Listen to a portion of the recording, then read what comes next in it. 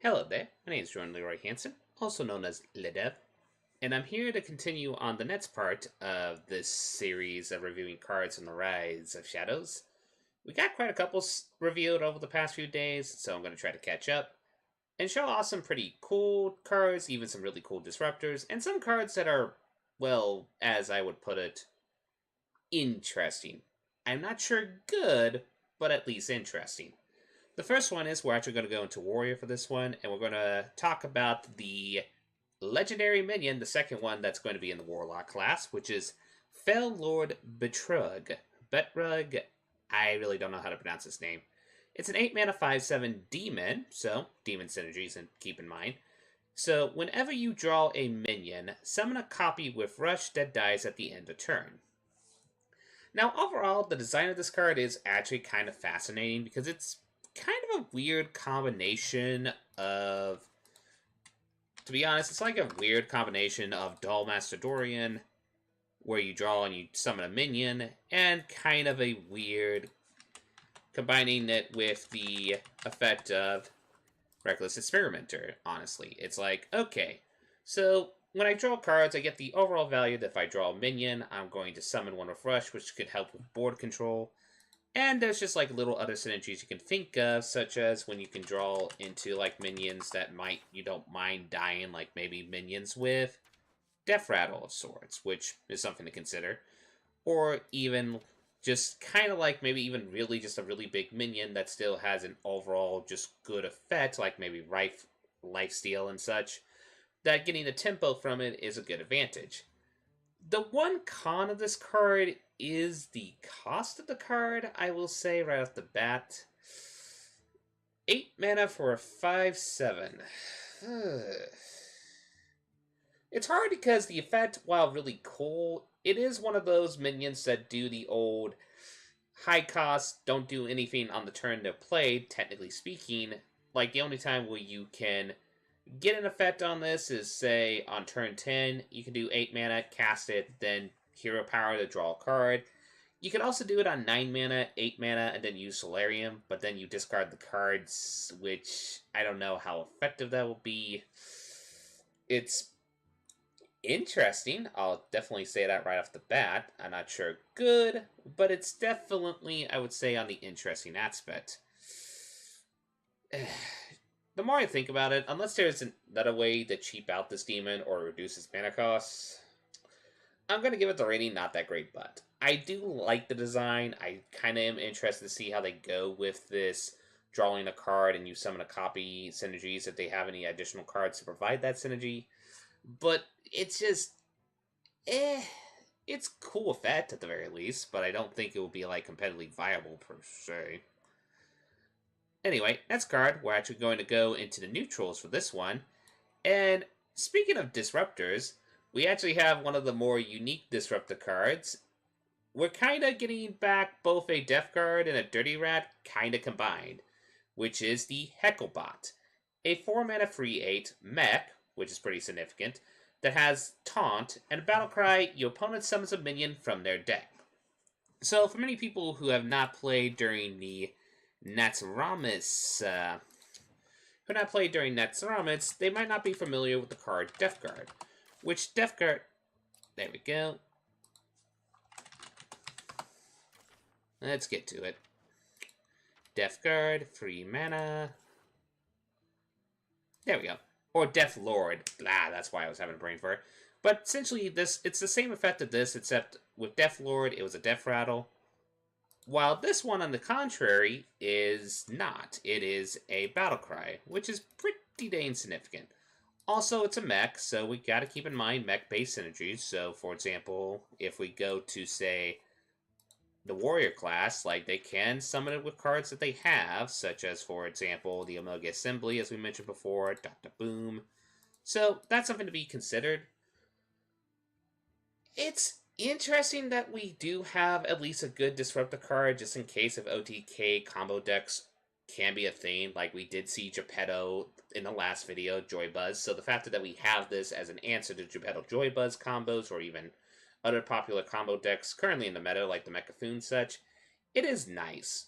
Though I will say it is kind of hilarious because apparently it's been confirmed that this card will have 9 different battle cries and 9 different attacking voices when he attacks. So I'm kind of I'm almost wanting to play this card just to hear all of that because that would be kind of amusing.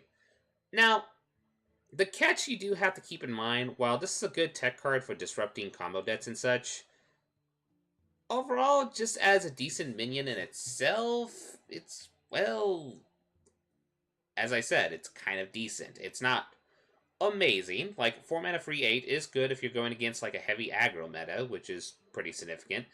But when you're going to the 4 mana, you're kind of getting into the realm of Spellbreaker, people silencing it, and all that stuff. You got to keep that in mind.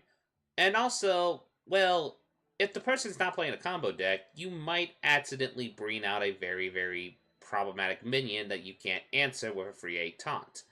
Now, there are ways to combat this, like, for example, maybe you could play this on turn, maybe before, like, the one thing I could think of right off the bat is, I always spell poison wrong. You could say, in theory, maybe run, like, an Emperor Cobra turn 3, and then Hecklebot turn 4, hopefully it doesn't get answered, and then you could exchange, essentially, with the poisonous minion to the problematic minion that you're facing. That's a possibility, and we do have some poisonous minions in the meta that we can consider if we want to go that route. Other routes we can consider is maybe we could do the Heckle turn 6 Hecklebot and then Doomsayer and pray that they don't have an answer to Doomsayer. That's a possibility. I don't know. It's one of those cards that I think it's a good design. I think it's healthy for the meta, just in case if a combo deck does get out of hand, especially since we do got some good combo tools coming. But it is just one of those cards that I don't think you want to splash into your deck unless it's necessary. You could still test it out at the very least. It's at least a card I think can be tested. And with that, it gets a rating of good. Still, I think I'm mostly just going to test it because I want to hear all those battle cries, because I don't know, for me. I just like to hear funny battle cries and such. Okay, next menu we're going to is a pretty powerful one for Shaman, and it's a common. Oh dear. A common Shaman Legendary that's overpowered. I mean, it feels overpowered. Let's get to it. The 8 mana Walking Fountain. It's a 4/8 with Lifesteal, Rush, and Wind Fury. Whew. Okay. It's kind of cool to see how apparently many people who are kind of like the WoW lore kind of people are saying that, oh hey, this is Hagatha actually bringing one of the fountains that are in Darlon back to life. So from a lore perspective, that's actually pretty nifty. But let's just talk about the card in general. This card is really, really powerful for a common. I mean, the factor that at 8 mana you get the factor that you can attack with it immediately. You get the lifesteal, so depending on the board state, you can gain as much as 8 life from it.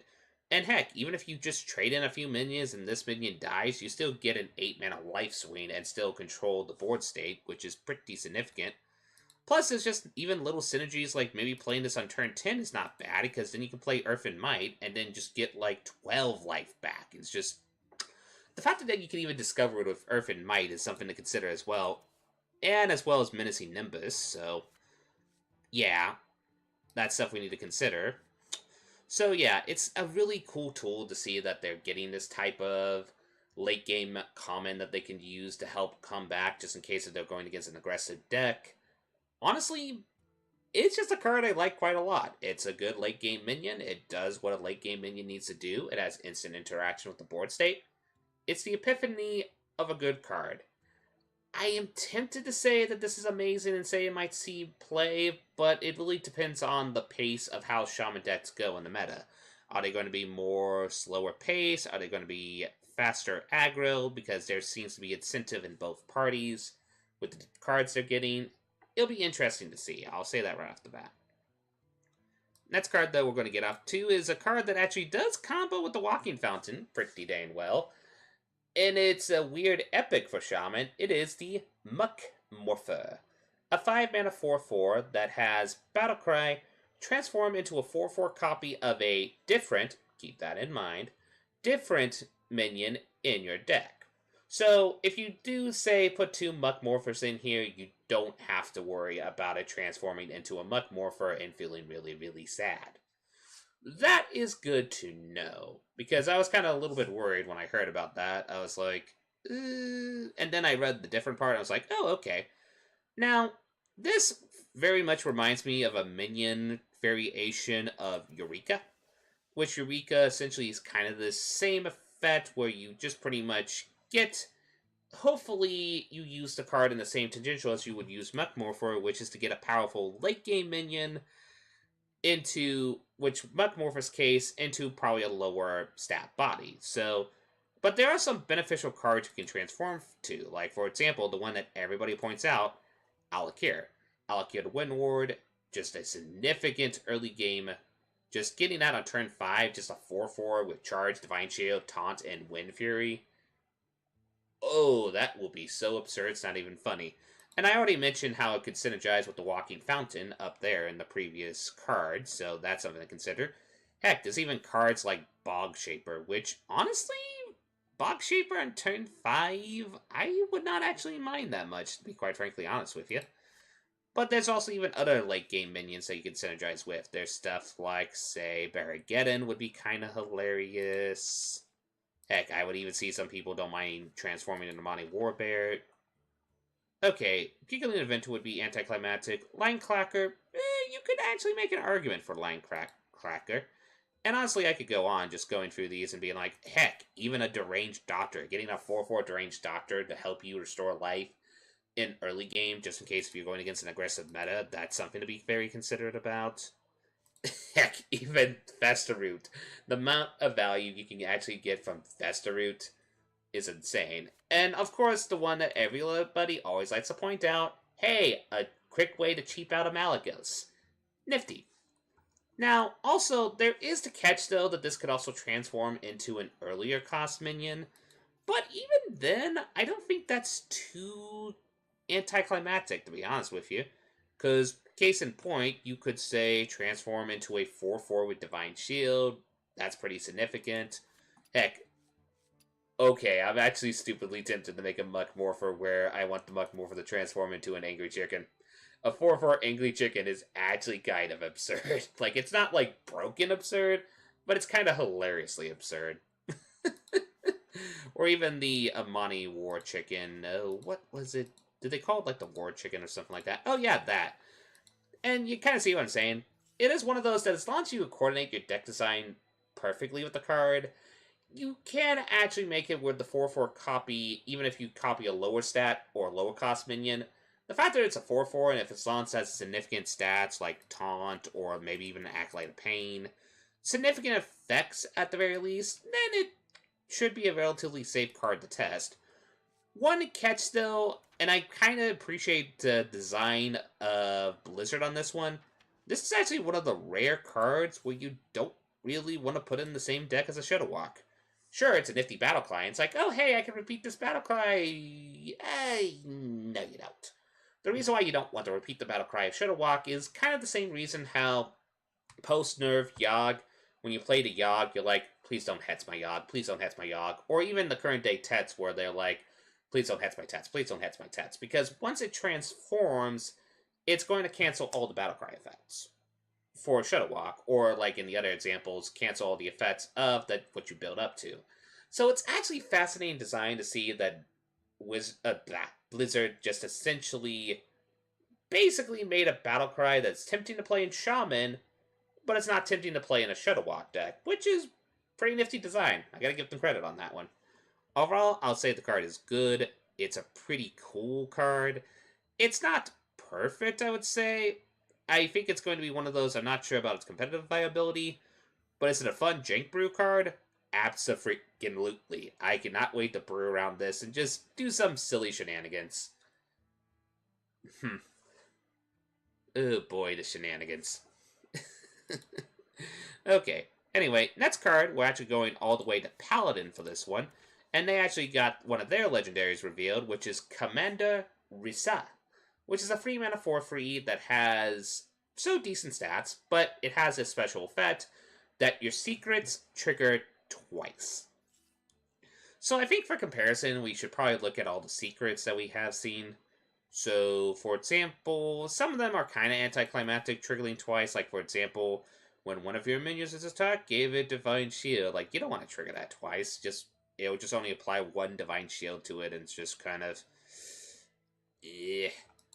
Still, I'll say the card is an interesting incentive to play Secret Paladin, sort of, because there's stuff like copying twice, maybe eye for an eye to deal some extra points of damage, or the one that they point out in the video, hey, I can get two 1 defender tokens, really nifty. Or maybe even redemption, as long as Commander Rissa doesn't die. I think people are going to make this mistake, but no, if Commander Rissa is on the battlefield and redemption is on the battlefield, it won't trigger twice. But if, say, another minion, say a taunt minion protecting Rissa, for example, died, then this triggers twice, and you actually get 2 taunt minions, which is pretty dang significant. And of course, hey, maybe we can draw 4 cards. Now, this is a cool card because it might incentivize playing Secret Paladin, and we do have tools to play Secret Paladin. Case in point, the one I could think of right off the bat is, what was it, 4-drop? Yeah, Ballerina. We could play Ballerina, we could play Secrets, and heck, we could maybe even do a variation where if the Secret package doesn't work, then we can go the Prince Liam route. It's something to consider. The catch-22 is most of these kind of like heavy on the secrets, play a lot of secrets, and try to get the tempo advantage from the secret decks. We're light on one specific card, and we're losing that card, which is Divine Favor. Divine Favor is going to rotate out in the Hall of Fame. So, yeah, Divine Favor was a really essential card for those type of decks, because you vomit your hand out all the secrets that you can play, and then you use Divine Favor to draw many cards. Now, I'll say that if we do have methodologies to draw cards, like the one that they've been showing off is the quote-unquote secret, but if we have other methods and try to make a unique variation of essentially card draw and such, I mean, we're probably not going to get anything as good as Divine Favor ever again. Let's just cut that out of the chase. But as long as we can accommodate the proper card draw for the proper secret plays and all that stuff, I think Commander Rissa is just a good card to test out. I'm not sure if a competitive secrets deck is going to be a thing, but it will be a fascinating card to test out at the very least. I'll say that right off the bat. Next up, we're going to Mage for this one, and this is a spell that at first glance I was kind of about until I give it some thought, which is the Ray of Frost, a 1-mana twin spell at common, which is freeze a minion. If it's already frozen, deal 2 damage to it. Honestly, this is one of the more peculiar twin spells I've seen, because it's one of those where, at first glance, we have seen these type of effects before where you freeze a minion. I mean, to put it in perspective, Blizzard has tried a lot to make us incentivize freezing a minion. Like Ice Lance, which, let's be frank, most people just use it as an OTK. There's also Freeze Potion, which, honestly, unless you got it from getting a random potion for free, you don't really ever play it main deck. There's also just the other card, which I think was a 2. There's even just, like, Snap Freeze, which is... It's kind of one of those cards where you just kind of, at first glance, they try to incentivize freezing a lot. However, I do actually like this freeze spell a lot more. And honestly, it's just because of the versatility of the twin spell aspect of it. Because you can use it to either, say, as it's been pointed out by many people, you can use it to either just freeze one minion and then remove it, which, if it's like a cheap health minion, so that's significant. You could also use it as a way to delay a really big minion from attacking, just freezing it, or even 2 big minions, so it kind of works as a mid-range spell of sorts. And there's even just little synergies that you don't think of, like maybe on turn 3 you can Ray of Frost and then save a Ray of Frost to turn 3 if you have, and you want to play, keyword is if you want to play, a Snap Freeze, you essentially got a 2-card which, granted, technically you could also make the argument one card, since technically Twin Spell adds an additional copy. You technically have a 2-card combo to kill any problematic minion thanks to Snap Freeze. So that's something to consider. There's even the synergy with Icicle, which honestly it depends on whether or not people will actually want to play Icicle as a card. But still, there's also synergies with it being a cheap spell that needs to be mentioned. Like, we are going to mention the Auction Master combo with cheap spells. Like, yeah, it's a cheap spell. Auctioneer is a thing. We gotta keep that in mind, that it can be used also as a card draw engine besides the twin spell aspect of it. It's an interesting card. I'm not sure about its meta viability, but it is one of the weirder cards that I kind of want to brew around. And I think it is kind of, if you asked me, like, first glance when I was looking at this the first few days, I would probably give it the rating of not that great. But the more I thought about it, and the more I think about its versatility / the cards that it can quite synergize with, I kind of have to notch it a teeny little bit up to good. I think this is a card that I think will at least see experimentation at the very least. Because it is kind of one of those effects that, thanks to the twin spell aspect of it, it makes it a lot more versatile, especially with the cards we have that synergize with this effect. Plus, it's cheap, and cheap spells are always something you kind of have to keep your eye on no matter the circumstances. For better or for worse. We're not leaving Mage just yet. We have one of the more crazier cards they revealed, which is the 2-mana Mana Cyclone. It's a 2/2 elemental, which, okay, stats are just kind of, it seems like they're trying to really focus on us playing 2/2s. But you're not playing this for the stats, you're playing this for its battle cry, which its battle cry is, for each spell you cast this turn, add a random mage spell to your hand. Whoa. This is absurd. Okay, now, I could probably just point this out since many people have been already pointing this out, so let me be the guy to point this out. You could, in theory, if you're playing on turn 2 and you have the coin, you can play Elemental Evocation, make Mana Cyclone 0, and then you have 2 mana floating, so you play 2 cheap spells like either Arcane Missiles or Tome of Intellect if you're going full on Casino Mage. And then, essentially, after you play those cheap spells, then play the Mana Cyclone for free, and then you will get 4 random mage spells added to your hand with the cost of what basically amounts to... This is kind of one of those weird ones, because I know so many people will point this out, because it's like, oh, I could get 4 random mage spells on turn 1. Even though, technically speaking, it costs about 1, 2, 3, and including itself, 4 cards. Which technically replaces itself, so that's the kind of like best case mentality that people think, at least on turn 1. But still, even in the later game, in the right appropriate deck designs, this is actually a really powerful card. Because the factor is, it, in a basic way, allows your spells to be able to be cycle spells, rather than just like spells that, essentially, you play the spell, then you have 1 less card in your hand. This can be used as a refill. It's kind of like a semi-card draw engine, which is very nifty. It's powerful early game. It's even powerful late game. Now, the catch is, this is kind of a dead card if you don't have any spells to play alongside it, which would make this a pretty bad top deck if you're empty-handed, so I gotta keep that in mind. However, I think for the Casino Mage players out there in the world that kind of wants to go back into casino shenanigans, well, this card's definitely a good start for that, so I'll give it the rating of, it's a good card.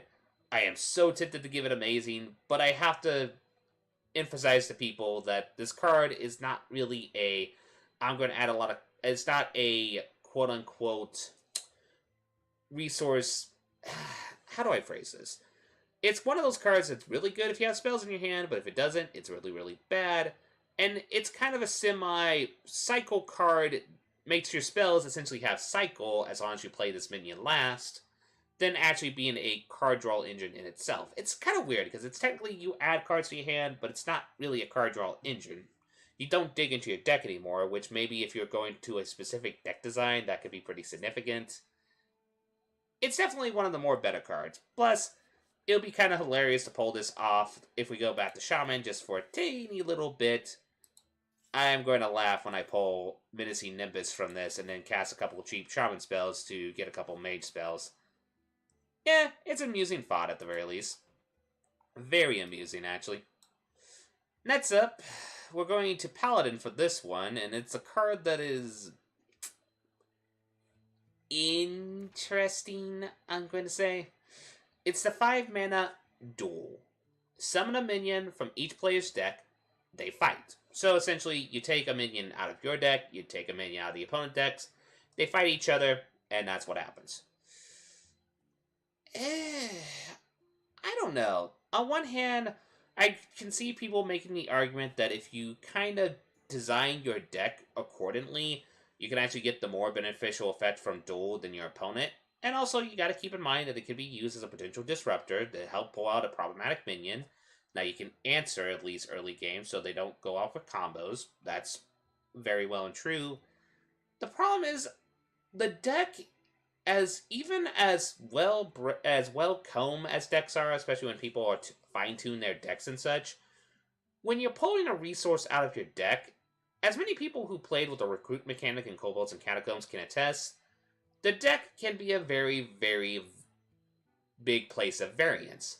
And you're relying on two variances here. You're relying on the variance of your own deck design, and you're relying on hopefully betting on the luck of the variance of your opponent's deck design. And the problem with that is that there's some outcomes that, sure, we kind of want to get into the dream case scenario where we can be like, oh, I'm going to make a deck where I throw in, say, I don't know, a Deathwing, and then I can use Duel to pull out the Deathwing, and then pull out like some cheap 2-drop, and then I have on turn 5 a 12, whatever the stats to get reduced by, depending on which minion attacks into it. I get a 12 attack dragon on turn 5. That's amazing.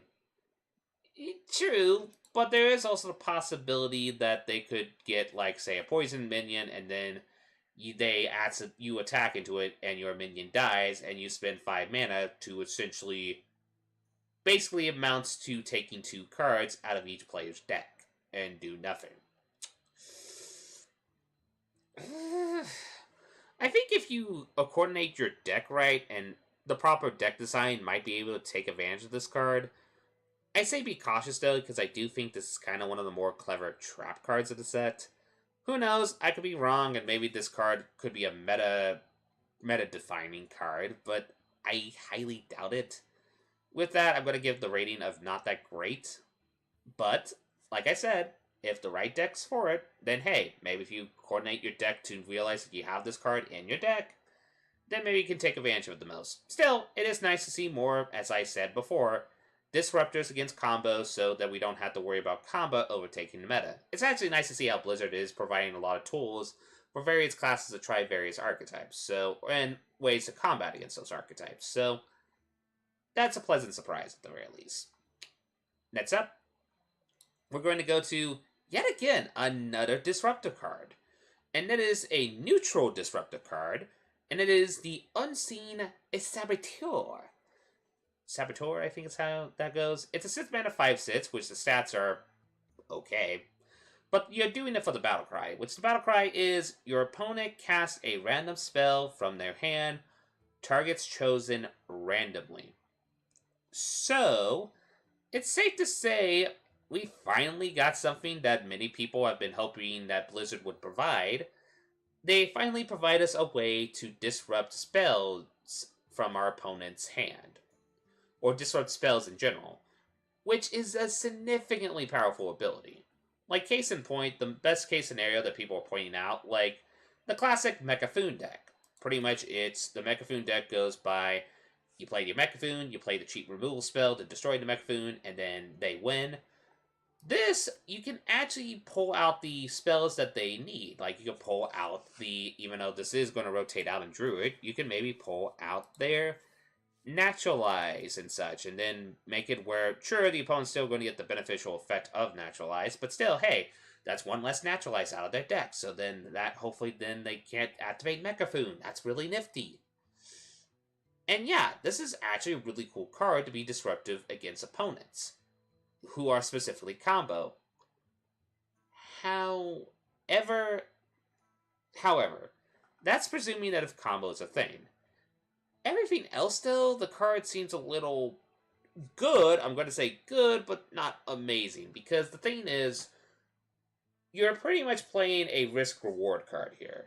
You're playing the risk of hopefully disrupting a card spell to hopefully... Because yes, there are times where if a spell is cast at the wrong time, it's more beneficial for you than it is for the opponent. There's no denying that. But on the other hand, you are still, in a sense, giving the opponent potential value.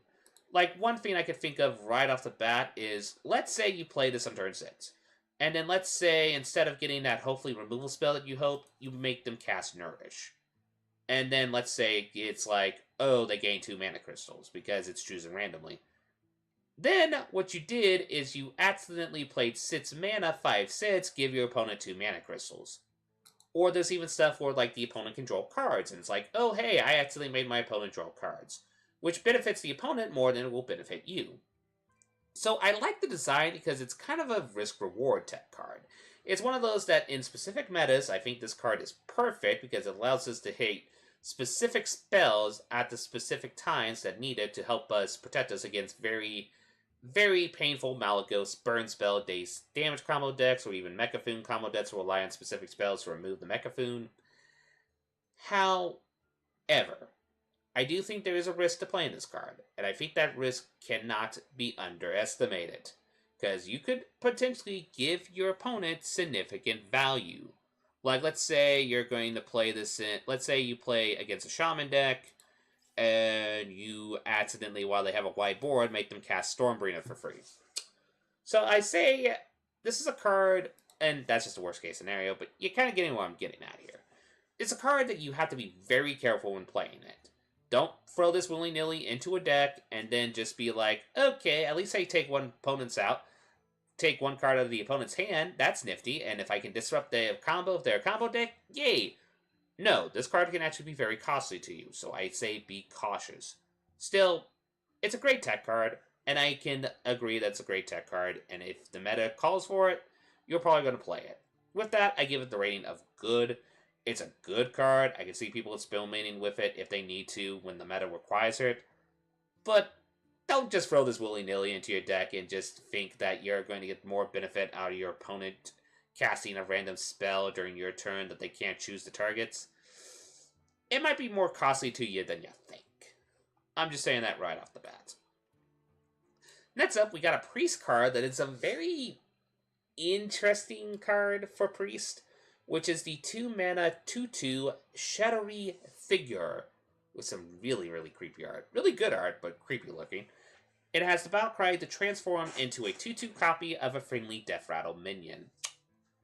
Okay. It's kind of one of those cards that, at first glance, I was kind of about. But there are ways you can play with the card. Like, one card I can think of right off the bat that synergizes significantly well with Shadowy Figure is that it finally may give us an incentive to play the one card that's really hard to play, Swamp Dragon Egg. Because we play Swamp Dragon Egg on turn 1. Turn 2, we can actually make a 2/2 copy of Swamp Dragon Egg, which is actually a pretty good combo. And there's also other Death Rattle shenanigans that we have to keep in mind, like, I mean, I don't know if somebody would make a 2/2 bomb per se, but they might make like a 2/2 Mecharoo, or maybe even 2/2 Loot Hoarder.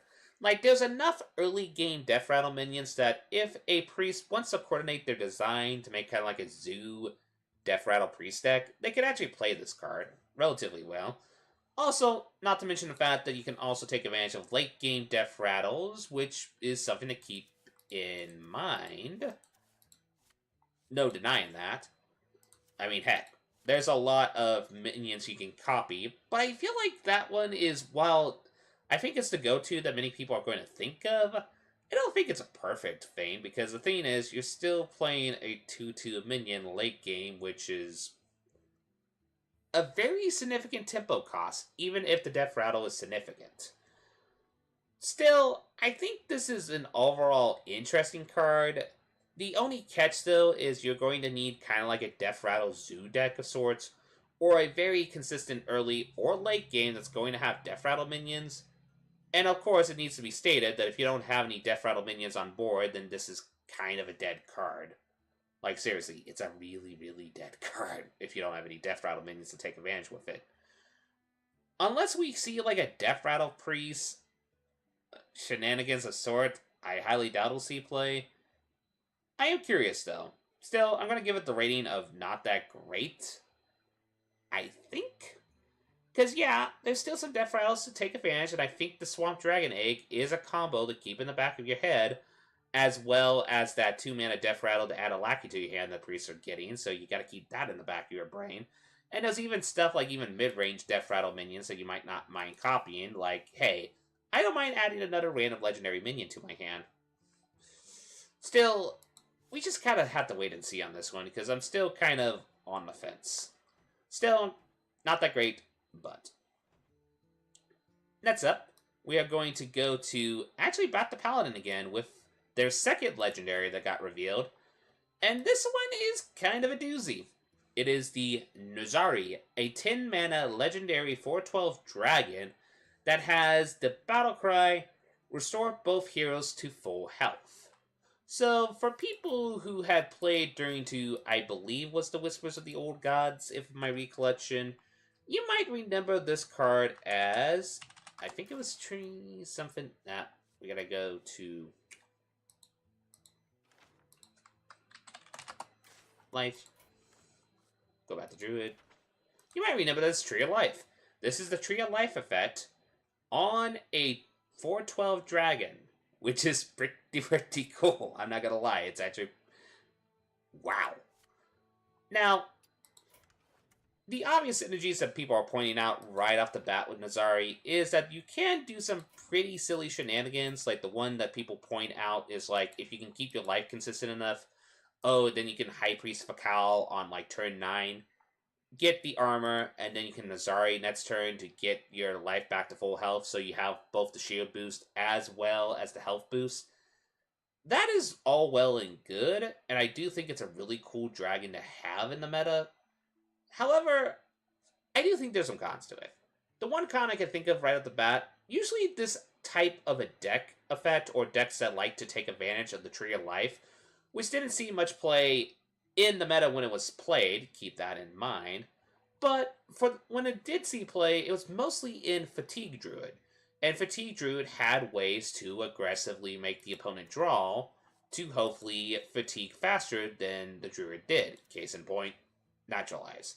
And they relied on card draw fatigue to overall kill the opponent. The problem is in Paladin, I mean, we have a lot enough heal spells already that I think you're alright. Really, Nazari is mostly beneficial in a fatigue kind of Paladin deck.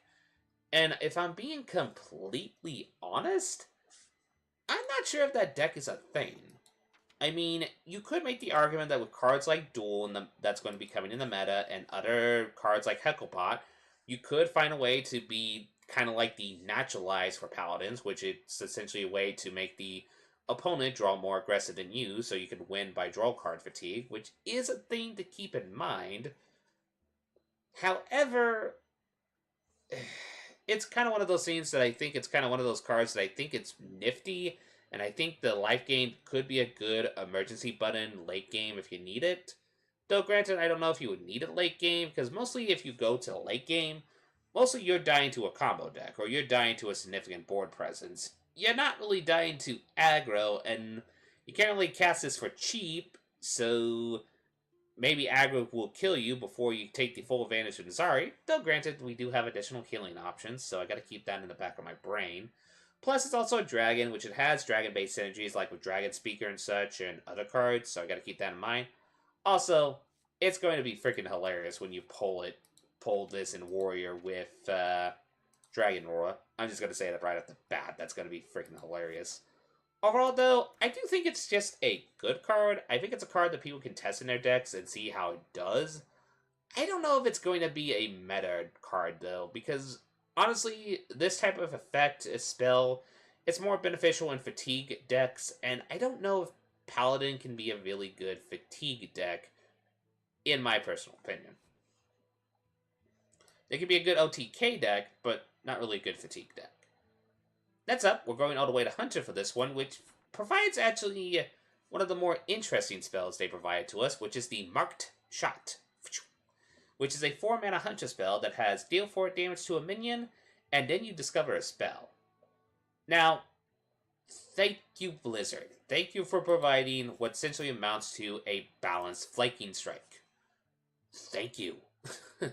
For many people who don't know, Flanking Strike is kind of, as more people have been playing with the card in the meta, it's a consistent card in the meta for a reason, because, well, it's kind of broken. Like, it's not too broken, but it is a little bit. And what's cool about this card is it provides the removal that Flanking Strike did provide, but instead of giving you tempo with the token, it actually provides you basically card advantage. It's a removal spell that essentially replaces itself, which is really, really nice. Now, the catch with the card is, well, there's a lot of good Hunter spells, but also there's a lot of Hunter spells, like a lot of Hunter spells in general. So you got to keep that in mind. There's also the factor that with Zul'jin, you might have to remove your own Fiend, but you still replace your cards, which is nifty, so I got to keep that in mind. It might actually still see play in kind of like a Spell Hunter Zul'jin deck. Plus, it also has synergy with the Hunter Legendary that they're getting from this set, so I gotta keep that in mind. I think it's a good card. I think it's a card that's balanced and Hunters might try out. Whether or not it's going to see play in the meta is a whole entire story. We gotta have to wait and see. But I do love how it is a balanced Flanking Strike, because, yeah, that card was getting really absurd, and the fact that they're providing a more balanced one that's more appropriate for Spell Hunter than it is for Mid-Range Hunter, nice to see. Very pleasant surprise. Next up, we're actually going to go to the Priest Legendary Minion, and their final one, since we got the first one, so this is their second one, which is Katrina Muerte. I believe is how you pronounce the second part of that name. It is a 6/8 legendary minion that has the effect that at the end of your turn, summon a friendly minion that died this game. So, this is, as I kind of make the joke, it's pretty much a balanced version of a classic card that we remembered during the days of, pretty much the days of Natsuramis. It's Kel Facade. Or as I like to jokingly put, it's balanced freaking Zod. Okay, that was a bad word pun, but hey, at least I had my fun with that. But yeah, it's basically a balanced Calithazad, because it only activates during your turn, it activates the end of the turn, and it only resurrects one minion. So you gotta keep that in mind. That being said, it is kind of a really good minion, because you gotta look at it this way. It's essentially just an 8-mana 6/8 that can, in theory, be able to protect itself if it's played in Wall Priest, because maybe it can resurrect a taunt minion. But it's just essentially an 8-mana 6/8 that does, quote-unquote, do something. It will resurrect something of a minion that died at the end of your turn. That died during... Oh, not end of your turn, sorry. I'm thinking Kel Facade still. That died during the whole game. Now, you gotta keep that in mind, that it might resurrect something very inquintessential late game. Like, it might just resurrect, say, a Northshire Cleric, which... But it could also resurrect the Spirit of the Dead, which actually would be very, very beneficial for you, because even if the person removes Katrina Muerte, then it just shovels back into your deck, which is a really nice synergy. And of course, there's always the big pre-shenanigans where people are like, oh, I hope I resurrect like one of my late-game minions, like a Prophet Velen or a Malagos, or name late-game minion here, or even a Grave Horror, just to get a taunt to protect Katrina Muerte. So, things to consider. And I think with that, the factor that it does allow you, at the very least, not even tempo, it more adds value when you play the card. I think the card's overall good. Whether or not it's going to make, like, Big Priest and Standard a thing, I don't think so. But I think it's a good card to test at least in Wall Priest, and I think Wall Priest is a deck that will stay in the meta. It's not going to be as strong as it is, since they're going to lose a lot of their resurrection spells. But I think you can play this in Wall Priest and still have a good time. So, it'll be interesting to see how that turns out. Next card It is the Batterhead, a neutral minion that is epic. It's an 8 mana free 12 that has Rush, and it has the effect that after this attacks and kills a minion, it may attack again. So I read the Polygon article that was where this card was revealed, and what Blizzard essentially said is this is their take on another take on the Primordial Drake, where essentially basically amounts to it's an 8 mana minion that is supposed to be an answer to wide board deck designs like Token Druid or even Token Paladin and such. And it's actually a pretty good effect when you look at it from that design perspective, because, oh hey, you take out a bunch of small minions, and you can do that since you can attack multiple times, because hopefully the attack is big enough to attack into a token. That's what you think in theory, and we are losing some generator tokens that are bigger tokens, like the spiders from Rogue and such, so that's going out of the meta. So this card is actually a lot more effective in that sense. There's also the aspect that in different classes there are ways you can modify it. Like one I can think of right off the bat is like if it's in your deck and you play Lady in White, that can be an 8 mana 12/12 minion with this effect, which can sometimes be used as a good way to actually be board control against like mid-range to even late game minions. Like this could just be an 8 mana removal spell if this combo happens. And there's even other ways you can actually buff your minion up to make it a lot more powerful, which is something to keep in mind. There is ways to make this minion a lot more effective into trading to combat and such. However, this is not as great as Primordial Drake, just for the fact that it, technically speaking, doesn't have a taunt. The reason why Primordial Drake was played, other than besides being a really efficient board clear, was also because of the taunt. The taunt does help protect, and really, most 8 mana minions, this one gets the effect that at least does something when it enters the battlefield, which in this case it's control the board. But the taunt does kind of be costly. I still think it's a good card. I think it will see experimentation, and it's a great tech card if we do get token-based decks within the meta. So, I like the card a lot. I don't think it's necessarily perfect per se, but it's interesting at the very least. It's interesting to see them go with a different design take rather than just make a, oh hey, an elemental that's a Primordial Drake or something like that. So it's nice to see that they went with their design and just decided to try a different outlook on it, which is something to keep in mind.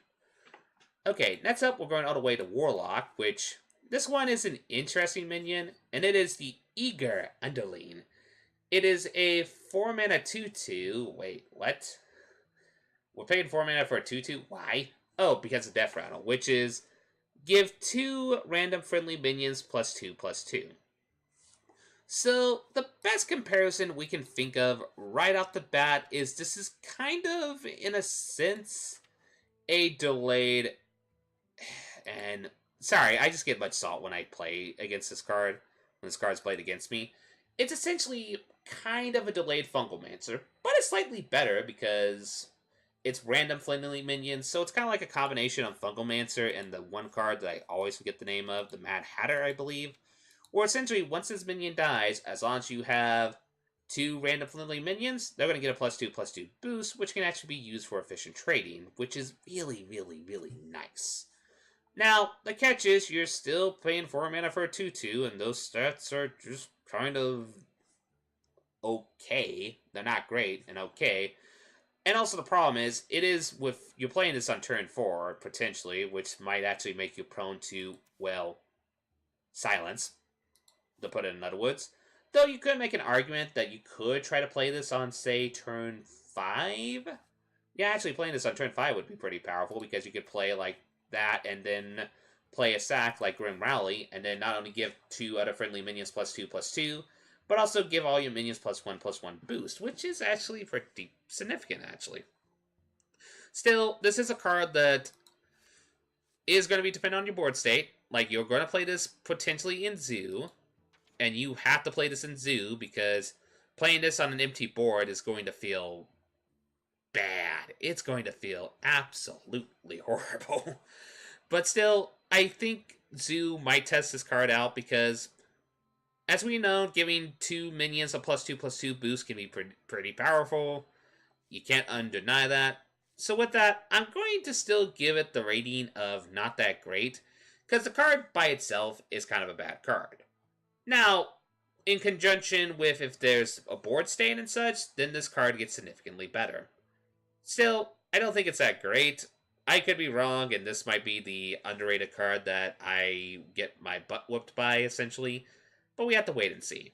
Though it will probably be very eager to be tested out, at the very least. Next up, one of my little personal favorite cards, because I kind of really want to see the golden of this. And it is a mage card, so we're going all the way for mage for this one. And it is the Magic Trick, which is a 1-mana spell that does one simple effect. Discover a spell that costs 3 or less.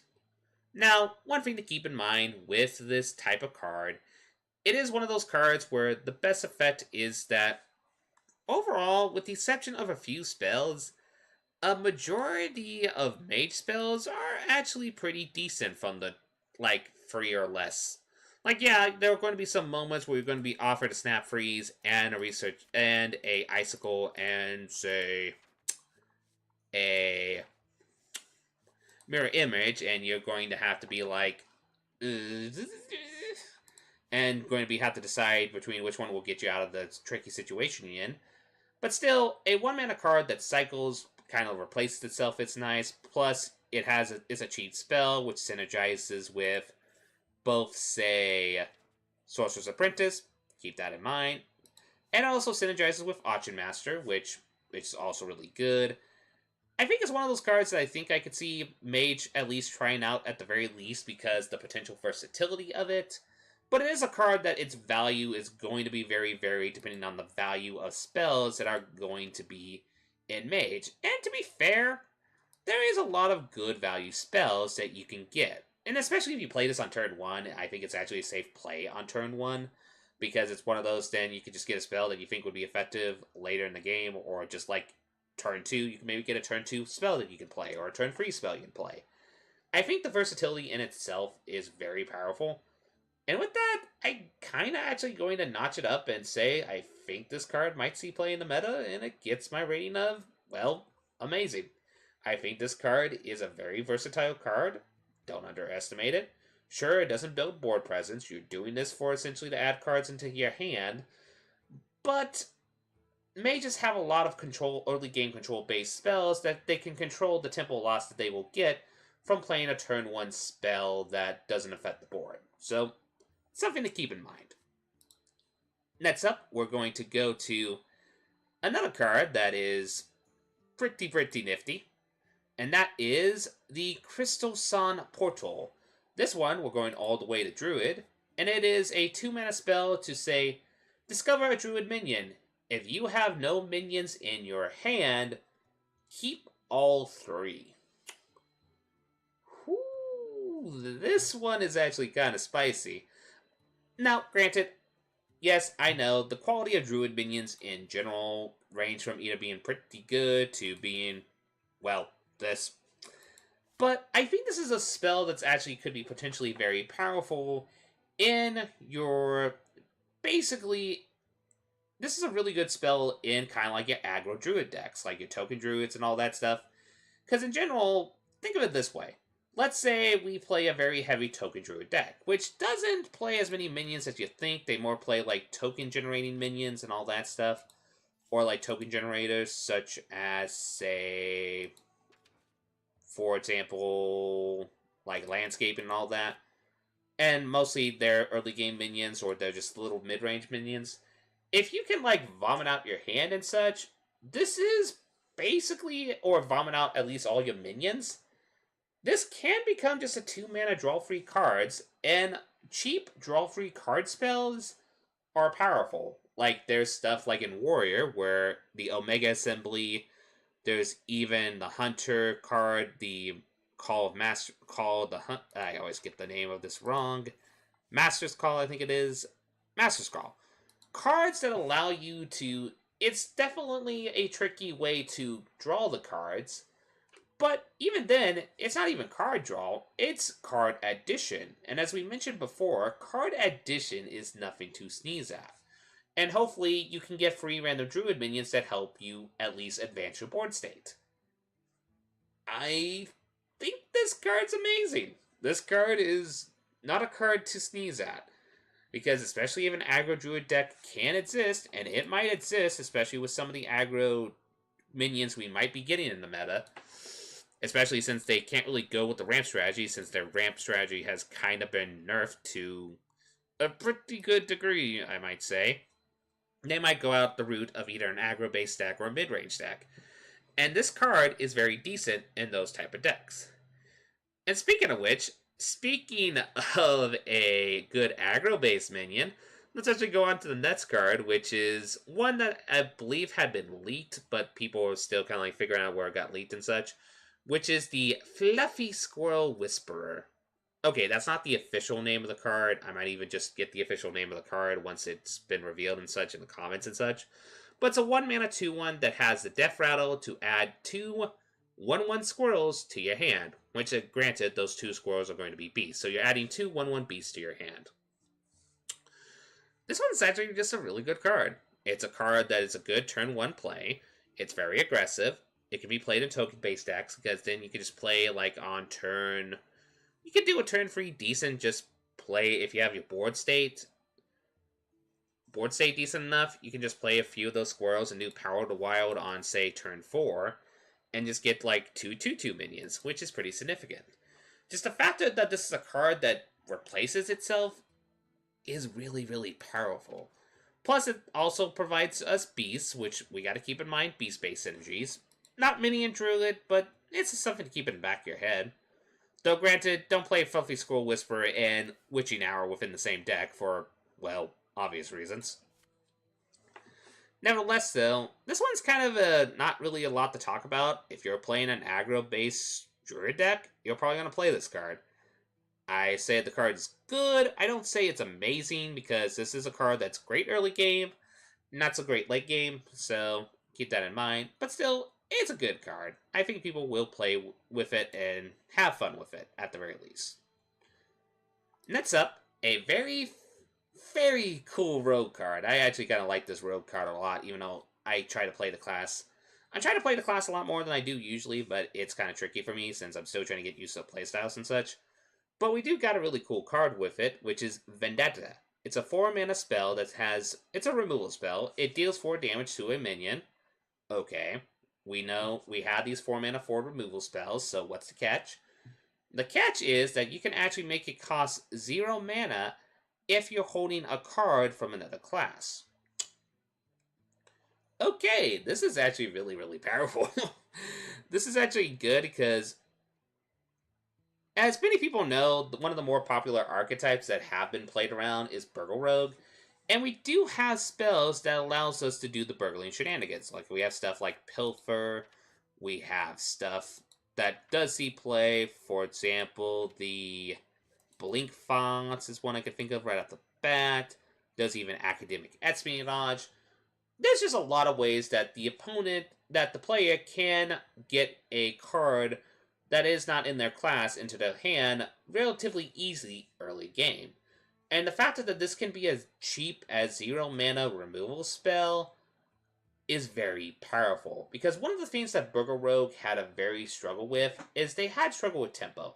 They had struggle with control while they're trying to generate the resources they have and the value that they get from the cheap spells, either from Academic Espionage, or like the Temple of Blink Fonts, or Face Collector and such, or even trying to cast Pickpocket, which you have to decide, okay, which turn do I want to cast Pickpocket and not feel awkward because I want to spend all my mana on it, but then I might not build up my board. Well, Vendetta kind of solves that problem. It can be used as a removal spell either early or late game, depending on when you can generate a spell from a different class, which, to be frank, you can hopefully generate as soon as turn 1. Presuming you're not going against the mirror match and you're going against Rogue. Presuming that's not happening. Still, I like the card a lot. Just the versatility of it is pretty nifty. The catch is, whether or not it sees play in Rogue can vary, because we have cards like this where the cost can be reduced.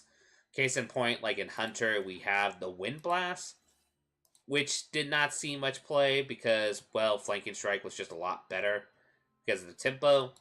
But I still think that this card is a good card.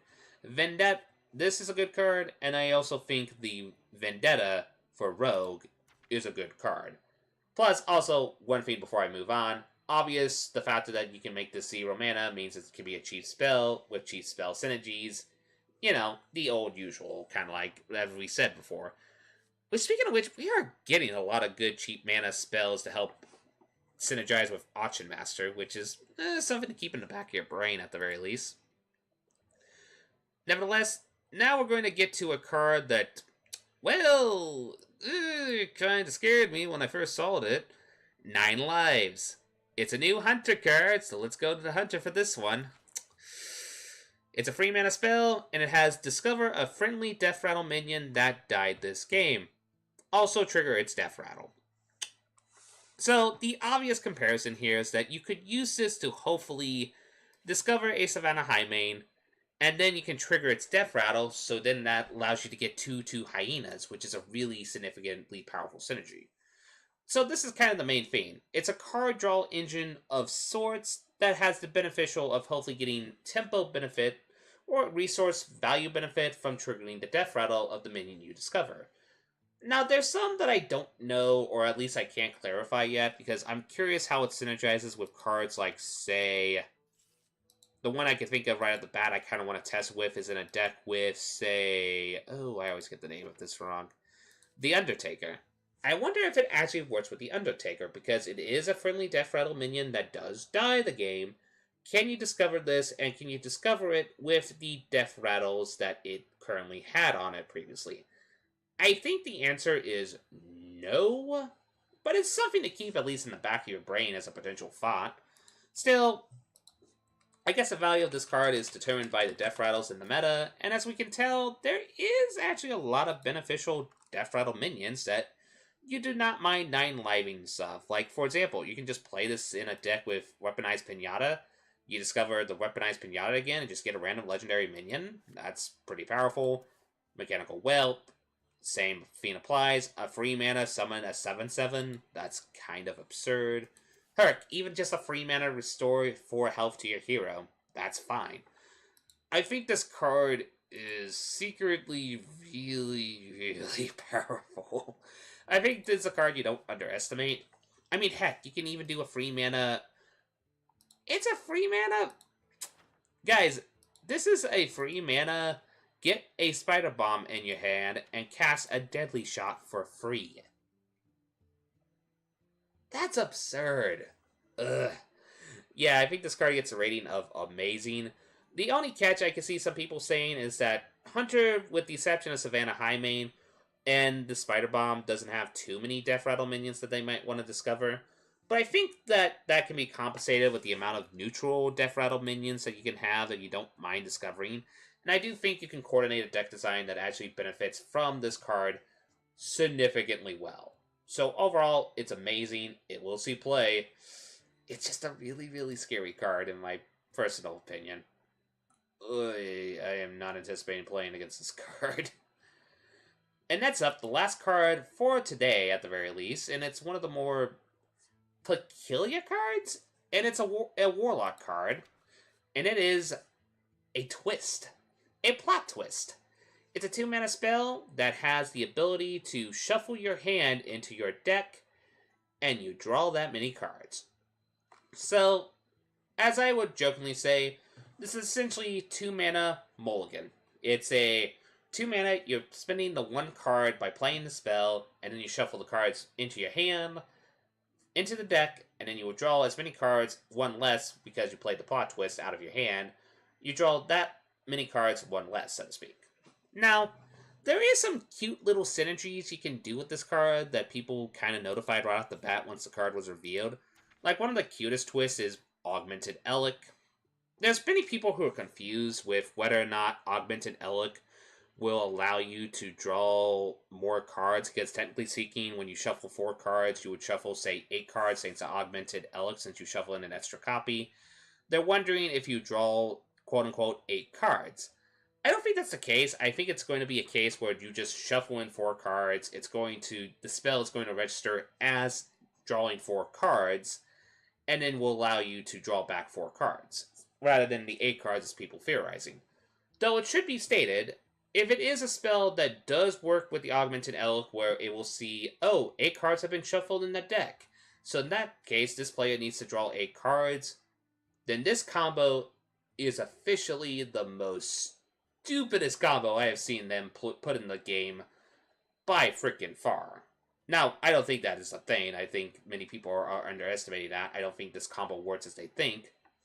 However, even if that's not the aspect of it, this is still a way to put additional resources into your deck and allow you to hopefully last longer in fatigue games, so that's something to keep in mind. And there's even other little synergies to keep in mind as well, like with Augmented Elic, like let's say you have cards that upgrade cards in your hand, or maybe give you like a scheme and such, like you're upgrading your Reform scheme. Maybe you can shuffle, plot twist to shuffle in an upgrade Reform scheme and create an additional copy of Reform scheme upgraded and such. It's like little stuff like that. Granted, I don't know if it will shuffle in the upgraded version or will shuffle a base copy in.